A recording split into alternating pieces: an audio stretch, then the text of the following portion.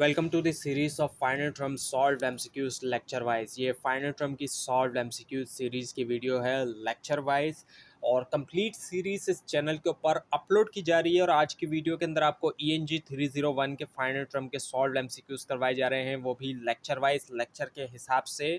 तो lecture number 23 सबसे पहले आपके सामने मौजूद है। इसमें जो एमसीक्यूज इंपॉर्टेंट हैं वो ये कि a claim is return to dash the company of the problem and suggest a fair compensation.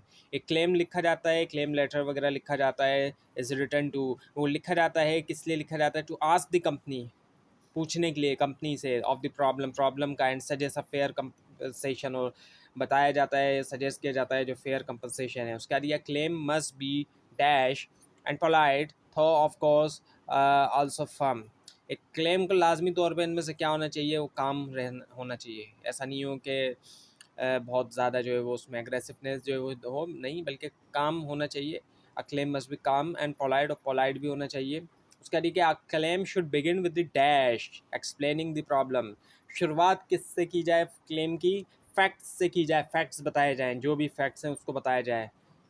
उसके बाद ये कि letter refusing orders should begin with a dash paragraph. एक ऐसा लेटर जो कि ऑर्डर को रिफ्यूज़ कर रहा है, तो अब जाहिर बात है जब रिफ्यूज़ कर रहे हैं तो उसको किस तरीके के पैराग्राफ के साथ स्टार्ट करेंगे? फ्रेंडली बफर के साथ, जो बफर स्टेटमेंट लगाते हैं। उसके बाद ये the most common causes for claim are. जो मोस्ट कॉमन कॉजेज़ हैं क्लेम के लिए वो क्या हैं? वो ये तमाम के तमाम आ जाते हैं, जिसके अंदर इनकरेक्ट बिल है, इनवॉइस या स्टेटमेंट है, bill for machinery ordered but never received है, deliver of unordered merchandise. All of the given है, यहाँ पे तीनों हाईलाइट हुए हैं। असल में ये ऑल ऑफ द अबव है इसका। उसके बाद ये कि लेक्चर 25 के अंदर जो इंपॉर्टेंट है वो ये कि collection letter should be dash rather than forceful. एक कलेक्शन लेटर जो होना चाहिए डैश होना चाहिए, फोर्सफुल के मुकाबले में वो होना चाहिए परसुएसिव हो, ना कि फोर्सफुल हो। उसके बाद ये the purposes of collection letters are. Purpose क्या है कलेक्शन लेटर्स के? वो भी ऑल ऑफ द अबव हैं, जिसमें कि टू गेट द मनी है, to keep the customers and future business, to build goodwill. उसके बाद ये कि in the collection letter series the first letter is usually the dash letter. जो पहला लेटर होता है यूजुअली कलेक्शन लेटर के अंदर, वो क्या होता है? माइल्डेस्ट होता है। उसके बाद ये आता है द स्टेटमेंट ऑफ अकाउंट और reminder includes a notice stating. एक जो स्टेटमेंट ऑफ अकाउंट या रिमाइंडर है उसमें एक नोटिस शामिल है जो कि बता रहा है क्या? पास ड्यू या फिर प्लीज़ रेमिट। और लेक्चर 26 ये कि sales letter are an dash way of securing business. Sales letter dash तरीका होता है सिक्योर करने के लिए बिजनेस, वो होता है ईजी एंड इफेक्टिव होता है। उसके बाद ये कि sales letter is highly dash. Sales letter highly तौर पे क्या होता है? स्पेशलाइज होता है। और उसके बाद ये कि buyer usually spend their money for all of the following reason except. Buyer usually spend करते हैं अपने पैसे को तमाम रीजंस के लिए सिवाय एक को छोड़ के, होता है टू क्रिएट अवेयरनेस। उसके बाद देखिए ना, solicited sales letter you need no special dash. Solicited sales letter में आपको ज़रूरत नहीं होती किसी भी स्पेशल किसकी अटेंशन की। और लेक्चर 27 ये कि memos are use to communicate with dash other dash. Memos का यूज़ किया जाता है कम्युनिकेट करने के लिए दूसरे एम्प्लॉयज़ के साथ। उसके बाद ये dash writing style characterises the memo. अब मेमो का जो राइटिंग स्टाइल है वो असल में किस तरह का है? वो इनफॉर्मल है। उसके बाद ये the tone of the memo is influence by the position held by the. जो टोन ऑफ मेमो है वो इन्फ्लुएंस होती है पोजीशन जो कि किसकी होती है? वो होती है रीडर की। और उसके बाद the organisational plan of a memo में भी। ऑर्गेनाइजेशनल प्लान जो मेमो का वो क्या हो सकता है? डायरेक्ट प्लान हो सकता है। उसके बाद लेक्चर 29 में कि a business report is an dash objective plan presentation of facts. तो वो इसमें ऑल ऑफ द अबव है, इम्पार्शियल, ऑब्जेक्टिव और प्लान है।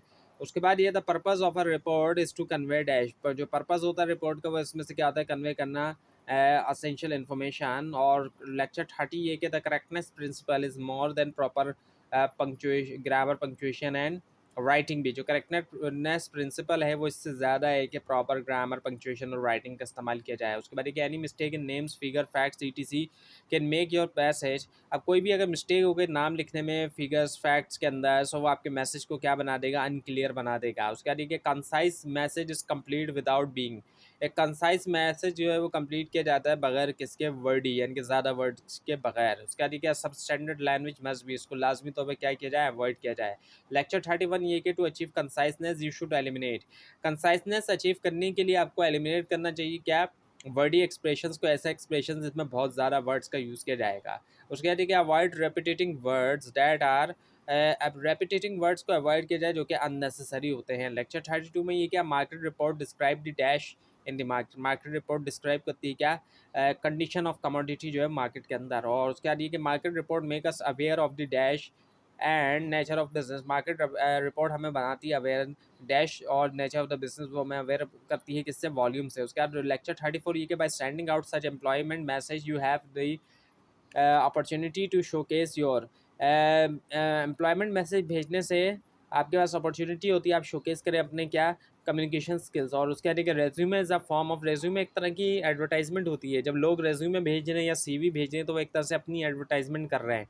उसके बाद ये कि लेक्चर 35 ये कि रेज्यूमे एंड एप्लीकेशन लेटर के हवाले से वो ये कि the purpose of your resume is to get employer interested enough to contact you for an. अब रेज्यूमे भेजने का मकसद क्या होता है कि एम्प्लॉयर इंटरेस्टेड होकर आपसे कॉन्टैक्ट करें, किसके लिए, जॉब के लिए।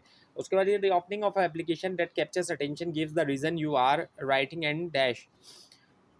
जो ओपनिंग होती है एक एप्लीकेशन लेटर की, वो कैप्चर करता है अटेंशन और देता है रीज़न कि आप जो वो लिख रहे हैं, और क्या, बी एंड सी दोनों, यानी कि states which job you are applying for, बताता है कि कौन सी जॉब के लिए आप अप्लाई करें, डिस्क्राइब करता है कि आपने कैसे फाउंड किया, ढूंढा जो है पोजीशन के बारे में। और लेक्चर 36 ये है कि even if you have received a letter, even क्या आपने एक रिसीव किया लेटर जो है एक्नॉलेज कर रहा है आपकी एप्लीकेशन को, send a month letter to show you are still interested. तो ये है follow up three, letter three. उसके बाद ये कि the human resource office is likely to assume, मुमकिन तौर पे अज्यूम करता है कि that you have already found a job and no. So human resource office जो होता है या डिपार्टमेंट मुमकिन तौर पे ये अज्यूम करता है कि आपने अगर ऑलरेडी जॉब पा ली है तो आप जो है वो नहीं है क्या, no longer interested in the organization, interested नहीं है। लेक्चर 37 ये कि the best way to prepare for a job interviews to think about the, बेहतर तरीका जो होता है जॉब इंटरव्यू के लिए प्रिपेयर करने को वो ये कि think about the job itself, job के बारे में सोचें उसके खुद से। और उसके बाद कि employer can not legally discriminate candidate on the basis of.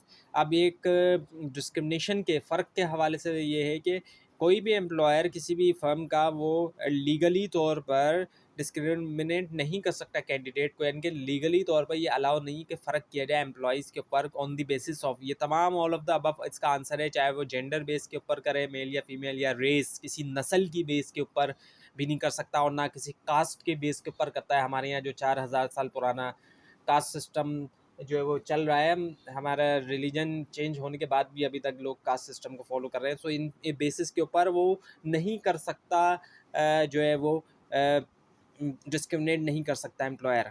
उसके बाद लेक्चर नंबर 38 ये कि the action of communication in which one speaker is doing most of the sending and number of listeners are doing most of the receiving is known as। जो action of communication जिसके अंदर एक speaker जो है वो ज़्यादातर जो send कर रहा है और नंबर ऑफ लिसनर जो है वो रिसीव कर रहे हैं, वो क्या हो रहा है। सो ये जो है ओरल प्रेजेंटेशन हो रही है। उसके बाद ये the effectiveness of your presentation depends on how it is.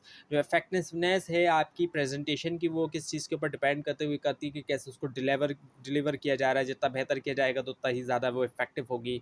Lesson 39 है, लेक्चर 39 वो एक है टू क्लोज द प्रेजेंटेशन। अब प्रेजेंटेशन क्लोज करने के लिए should leave our dash impression.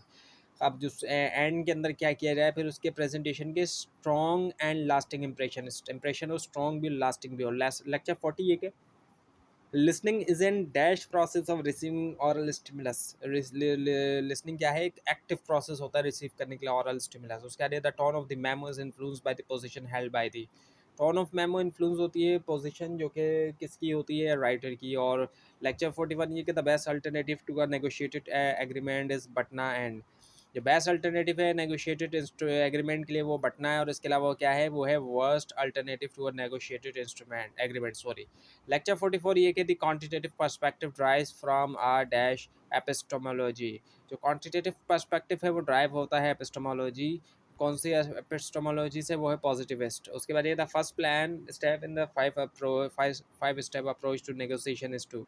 जो पहला स्टेप होता है 5 स्टेप अप्रोच के अंदर नेगोशिएशन के लिए वो होता है प्लान फॉर नेगोशिएशन। और लेक्चर 35 ये कि in the research paper you need to show that you, research paper के अंदर आपको ज़रूरी होता है कि आप शो करें क्या, in think in term of result. और उसके बाद ये कि to avoid using know you know it all tone is a dash pitfall.